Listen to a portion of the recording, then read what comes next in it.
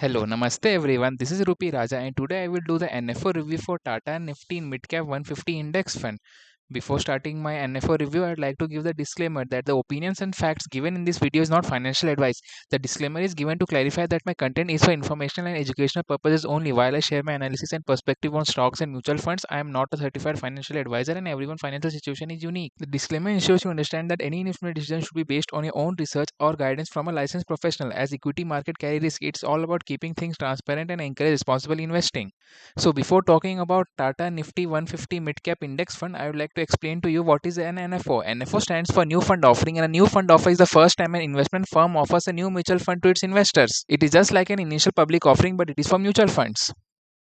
Talking about what are mutual fund is a financial vehicle that pools money from many investors to invest in a diversified portfolio of securities such as stocks, bonds, and other assets. Investors buy units or net asset value units in the mutual fund, becoming partial owners of all its holdings, and a professional fund manages that portfolio on your behalf, and expense ratio is charged for it.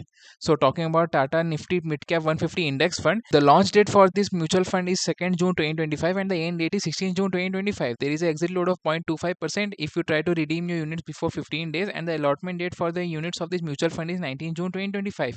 This scheme is an open-ended index fund that aims to replicate the performance of Nifty Midcap 150 Total Return Index, which includes the top 150 midcap companies that are ranked 101 to 250 by market cap. It is a passive fund, and personally I am not a big fan of passive funds. The scheme will be managed by Kapil Menon and Rakesh Prajapati, and I found that they have managed passive funds very well, and even the fund house of Tata Mutual Fund House is very good. So talking about Nifty Midcap 150 Index, the Nifty Midcap 150 Index is an index fund which invests in midcap companies across 20 sectors and over 70 industries, offering exposure to India's high growth midcap segment. Key sectors include chemicals, oil, gas, consumable fuels, capital goods, automobiles, realty, financial services, and information technology. So talking about the valuation of the Nifty Midcap 150 Index Fund, you can see over here I have put the chart of the price to book ratio of the index, and you can see over here it is much more than the median price to book ratio. So you can say that it is overvalued, it is not undervalued. You can see over here the price to earnings ratio also tells you that it is above the median value of the price to earnings ratio, and since it is above the median value, so it is currently expensive.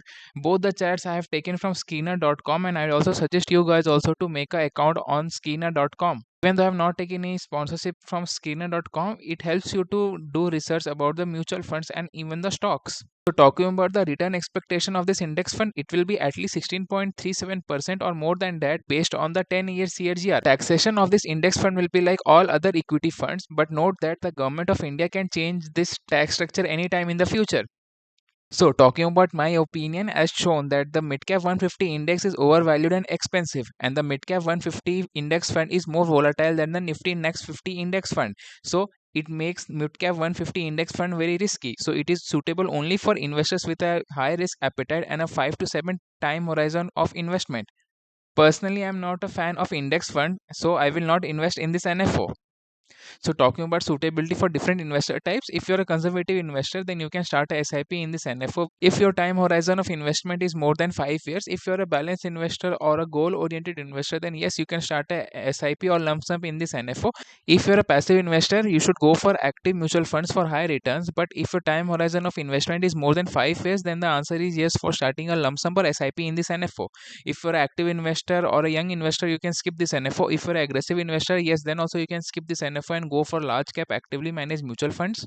If you're a diversified investor and you have allocated good percentage of your portfolio to gold, large cap, mid cap, small cap, and real estate, then you can ignore this NFO. If you're a speculative investor and you want to trade for the short term, you can skip this NFO because this scheme will not give you bump returns. If you want to read about the scheme details for this mutual fund NFO, I have attached them in the description of this video. Before ending the video, I'd like to promote myself. In my consultation, I will share my personal insights, but you should note that I am not a certified financial advisor yet, so I won't recommend specific stocks to buy or sell, but I will provide valuable perspectives on what I would have done if I was in your position to help you make informed decisions on your portfolio. So that's a wrap on today's NFO deep dive. We have considered numbers, dissected the story, and now it's your turn. What do you think? Drop your thoughts below, hit that subscribe button, and let's keep decoding the market together. Hope you like this NFO review. Thank you. This is Rupi Raja.